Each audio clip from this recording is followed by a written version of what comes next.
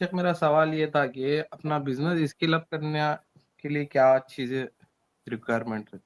Business scale up करने के scale up लिए करने, बिजनेस स्केल अप करने के लिए डिपेंड्स अपॉन कि आप बिजनेस कैसे कर रहे हो। सबसे पहले आपका जो एक्सपेंस अकाउंट है वो चेक करो कि उसमें अनवांटेड एक्सपेंडिचर्स तो नहीं है। नंबर वन, हो सकता है आपका प्रॉफिट उसमें चले जाता है। अगर अनवांटेड एक्सपेंडिचर, जैसे कि रात को गए तो लाइट चालू रहेगी, सैटरडे को लाइट चालू रख के गए, संडे को रात भर दिन भर लाइट चालू रही, तो ये सब खर्चे छोटे छोटे जो रहते हैं ना अनवांटेड, 10-10 मिनट में चाय आ रही है, बिस्किटें आ रही हैं, ये खर्चे अगर आप रोक दो या कम कर दो तो वो आपके प्रॉफिट में इजाफा हो गया, स्केल अप हो गया, बिजनेस उतना ही है, टर्नओवर उतना ही है, राइट। दूसरा ये है कि आपकी सेल्स टीम को सेलिंग नहीं आती, वो मजबूरी में काम करने आ रहा है, उसको नहीं आता है, बेचारे के पास काम नहीं है, वो इंजीनियर नहीं है, वो डॉक्टर नहीं है, खाली बस ड्रॉप आउट है, 12th स्टैंडर्ड पास है, उसको घर चलाना है, उसकी मजबूरी है, इसलिए वो सेल्समैन बन गया। लेकिन अगर आप चाहो तो उससे सेल्स ट्रेनिंग थोड़ा सा इन्वेस्ट और करो, जैसे अपनी दुकान के इंटीरियर्स में करते हो, अपने फर्नीचर और अपने चीज़ों पे करते हो, सहूलतों पे, उसी तरीके से आपकी जो सेलिंग टीम है उसके भी लिए भी ट्रेनिंग के इंतजाम करें। जैसे कि मुझे लोग बुलाते रहते हैं, एक बार तो रियाद ने मुझे बुलाया था कि भाई हमारी टीम जो है सेलिंग में बहुत कमज़ोर है, तो मैंने उनके साथ पूरे दिन का ट्रेनिंग लिया। मैंने महसूस किया कि बेचारों को जब ऐसे माहौल से आते हैं जिसमें बातचीत भी नहीं आती बेचारों को, तो मैंने उनको कहा हिम्मत नहीं हारना, तुम ये सब प्रैक्टिस करो, सीख जाओगे। तो अपस्केल करने के लिए सेलिंग अच्छा होना चाहिए, तुम्हारा प्रोडक्ट तो अच्छा होगा ही मुझे उम्मीद है, लेकिन आपके एक्सपेंसेस और आपकी सेलिंग, ये दो चीज पे मेहनत करो। आपको एडवर्टीजमेंट पे इतनी मेहनत करने की जरूरत नहीं पड़ेगी इंशाल्लाह। अच्छा, इसमें देखिए मैं भी कुछ टिप्स देता हूं कि देखिए सबसे पहले कि अपने प्रोडक्ट को बेटर बनाने की कोशिश करो। जो भी आपका प्रोडक्ट है, जो भी सर्विस है, जो भी प्रोडक्ट है, तो उसको कैसे आप बेटर बना सकते हो। हाँ, जैसे किस तरह से वो और ज्यादा नीड फुलफिलमेंट का काम करे, लोगों की नीड को फुलफिल करने का काम करे। जो भी आपकी प्रोडक्ट है, सर्विस है, हाँ, उसके अंदर जैसे कैसे एफिशिएंसी बढ़ा सकते हैं। जैसे कहीं अगर कोई प्रोडक्ट में वेस्टेज है, कोई इनएफिशिएंसी है, तो उसको हटाना, ये एक पहली चीज हो गई। दूसरी चीज, कोई भी बिजनेस को स्केल अप करने में आज के जमाने में एक बहुत इंपॉर्टेंट चीज होती है, जो आज का जमाना ऑटोमेशन का जमाना है। तो जो चीजें जैसे रेपिटेटिव होती है ना, वो चीजों को ऑटोमेट करना जरूरी होता है। चाहे इनवॉइसिंग है, कस्टमर सपोर्ट है, मार्केटिंग है, या बहुत सारी चीजें, सीआरएम सॉफ्टवेयर्स आ गई है, बिजनेस मैनेजमेंट सॉफ्टवेयर अवेलेबल है, टूल्स ऑनलाइन अवेलेबल है। हाँ, तो इस तरह से कैसे ऑटोमेशन को ला सके ताकि आप फोकस कर सको और ग्रोथ पे फोकस करने के लिए, या काम को और एफिशिएंटली करने के लिए, कम कॉस्टिंग के साथ करने के लिए, कम मैन पावर डेडिकेट करने के साथ करने के लिए ऑटोमेशन का सहारा लेना, टेक्नोलॉजी का सहारा लेना है, बहुत जरूरी है आज के जमाने के बिजनेस के लिए। तीसरी चीज एक स्केल अप करने में बहुत जरूरी क्या है, वो है कि आप किसको बेच रहे हो, आपकी मार्केट कौन है।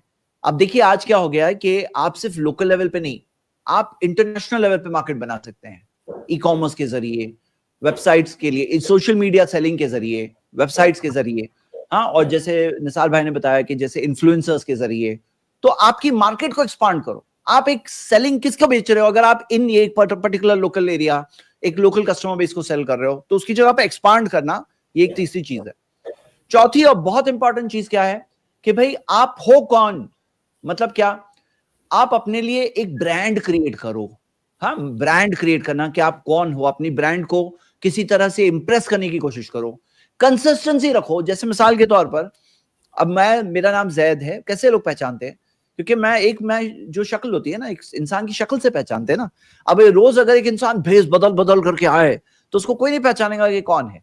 उसी तरह ब्रांड जो होता है उसको कैसे पहचानते हैं, ब्रांड का रिकॉल कैसे होता है, वो ब्रांड की एक कंसिस्टेंसी होती है।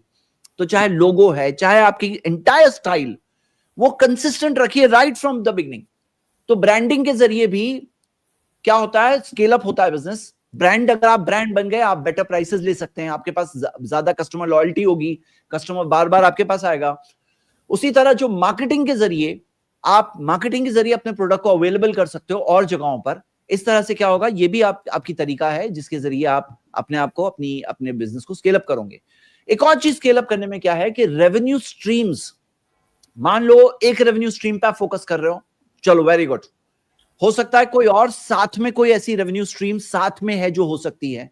हो सकता है कि कोई चीज खुद नहीं कर रहे, पार्टनरशिप के जरिए कोई चीज आएगी, यानी एक चीज खुद कर रहे हैं, एक चीज पार्टनरशिप के जरिए हो, या हो सकता है कोई चीज आप अलग अलग तरह की चीजें ऑफर कर सकते हैं, यानी कि रेवेन्यू स्ट्रीम्स अलग अलग आप डाइवर्सिफाई करने की कोशिश कर सकते हैं। और बहुत इंपॉर्टेंट चीज हमारे इस्लामिक प्रिंसिपल्स जो है वो हमेशा रहे कि चाहे अमानतदारी, चाहे एम्प्लॉइज को साथ पेमेंट करना, एम्प्लॉइज बहुत इंपॉर्टेंट होता है, अल्लाह की मदद होती है, ये बरकत अल्लाह की तरफ से होती है।